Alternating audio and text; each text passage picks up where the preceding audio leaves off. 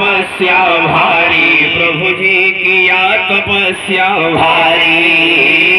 खंभ फाड़ नरसिंह रूप में प्रगटे मोहन मुरारी, प्रभु जी प्रगटे मोहन मुरारी। खंभ फाड़ नरसिंह रूप में प्रगटे मोहन मुरारी, प्रभु जी प्रगटे मोहन मुरारी। प्रभु निराकार है, महिमा अपार है, भजन जिसने तेरा किया उसका बेड़ा पार। नरसिंह भगवान की हर हर महादेव। और निखिलेश मिश्रा जी, जिनको तो मैं बहुत दिनों से सुना हूँ, जानता भी हूँ, सामने बैठे भी हैं। ये हमारे उद्योगपति, हमारे जो है जनपद के महान जो है सम्माननीय व्यक्ति हैं, हमारे मंत्री जी के बीच में सभी गणमान्य बीच बैठे हुए हैं। सभी का हम सादर अभिनंदन करते हैं, स्वागत करते हैं। इन लोगों के लिए भी प्रेम पूर्वक आप लोग एक बार जयकारा करिए, बोलिए वृंदावन बिहारी लाल की। तो इस प्रकार आज नरसिंह भगवान का जब प्रादुर्भाव हुआ तो भगवान स्वयं साक्षात अपनी एक हाथ से ऐसे जो है उस कसाई कश्यप नंदन की कलाई को पकड़ लिया जो तलवार उठाया हुआ था, और उसकी कलाई को मरोड़ते हुए ऐसा मरोड़ा कि उसका तलवार जो है जमीन पर गिर पड़ा। और दूसरे हाथ से भगवान अपने परम प्रिय भक्त प्रहलाद जी के उस सिकड़े के बंधन को खोला, और खोलते हुए जब भक्त प्रहलाद को उस बंधन से मुक्त किया तो उस कश्यप नंदन हिरण्यकश्यपु ने कहा, तुम कौन हो जी, हमारे पिता पुत्र के बीच में आ गए। और ऐसा स्वरूप देख करके उसको भय लगने लगा। जिस भगवान का स्वरूप पूरा मानव का हो और सिर जो है सिंह का हो, ऐसे नृसिंह भगवान का स्वरूप धारण करके भगवान आए थे। बोले कि चांडाल अत्याचारी पापी दुष्ट नीच, तूने मेरे भक्त को बहुत परेशान किया, इसलिए मैं तेरा वध जरूर करूंगा। उसने कहा, तू मेरा वध क्या करेगा जी, मेरे को तो अजर अमर का वरदान। बोले अजर अमर का वरदान किसने दिया? उसने कहा ब्रह्मा जी ने। कहा कैसा वरदान प्राप्त किए हो बताओ? उसने कहा मेरी मृत्यु ना दिन में होगी न रात में होगी। बोले अच्छा, ये वरदान प्राप्त है, ये अजर अमर तो नहीं हुआ। बोला तो क्या है? न मैं दिन में मरूंगा न रात्रि में मरूंगा, तो क्या है? भगवान ने कहा जरा निगाह उठा करके देख लो, सूर्य नारायण अस्त हो चुके हैं और इस संध्या काल का समय न दिन में आता है ना रात में आता है। इसलिए ब्रह्मा जी ने जो वरदान दिया है वो सत्य है। और क्या मांगा था? उसने कहा मेरी मृत्यु ना अस्त्र से होगी ना शस्त्र से होगी। भगवान ने कहा देखो हमारे हाथ में कोई अस्त्र शस्त्र है? उस समय भगवान अपने नाखून को बढ़ाए हुए थे। उसने कहा अस्त्र शस्त्र तो नहीं है। भगवान ने कहा बताओ ब्रह्मा जी का ये वरदान सत्य हो गया ना? उसने कहा हाँ ये भी सत्य हो गया। और क्या मांगा था तूने? उसने कहा मैंने ये वरदान मांगा था कि मेरी मृत्यु न किसी प्राणी से हो न अप्राणी से हो। बोले क्या मैं तेरे को प्राणी लगता हूँ? बताओ क्या आप प्राणी लगता हूँ? अथवा और क्या उसके साथ जुड़ा था? उसने कहा ब्रह्मा के द्वारा बनाई गई 84 लाख योनि। तो बताओ बेटा कोई नृसिंह जैसा योनि है क्या जिसका धड़ मनुष्य का हो और सिर सिंह का हो? कोई बनाया है ब्रह्मा जी ने? उसने कहा बिल्कुल सत्य हो गया। बोले और क्या मांगा था? उसने कहा मेरी मृत्यु ना पृथ्वी पर हो ना आकाश में हो। भगवान बोले अच्छा ये बात है तो चलो। तुरंत भगवान घसीटते हुए उसको लेके आए, राजमहल के दरवाजे के बीचों बीच बैठ गए और उसके समूचे शरीर को लपेट करके अपने जंघों पर रख लिया। बोले बताओ अब तुम पृथ्वी का स्पर्श कर रहे हो? उसने कहा नहीं। बोले और बताओ आकाश का दर्शन हो रहा है?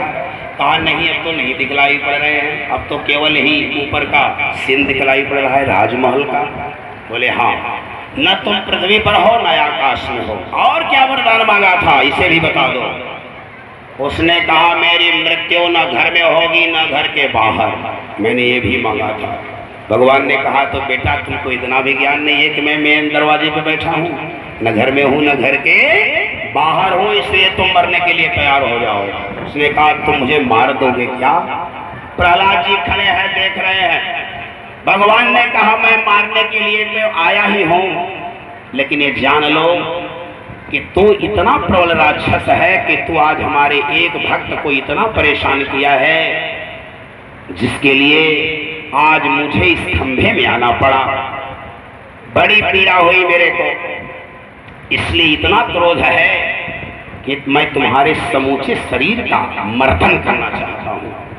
ऐसा दुर्मर्दन कि तुमको इतनी पीड़ा हो जिससे तुम आभास कर सको कि हमारे भक्त को जो पीड़ा पहुंचाने का तुमको समय मिला था, और तो विष्णु को मारना चाहता था ना।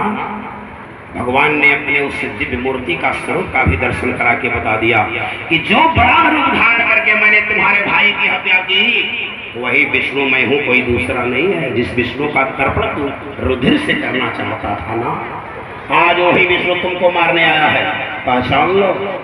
इसके बाद भगवान तुरंत उसके सिर से लेकर के पैर तक अपने नाखून के माध्यम से चीर डाला, फाड़ डाला, और फाड़ करके उसकी मृत्यु कर दी।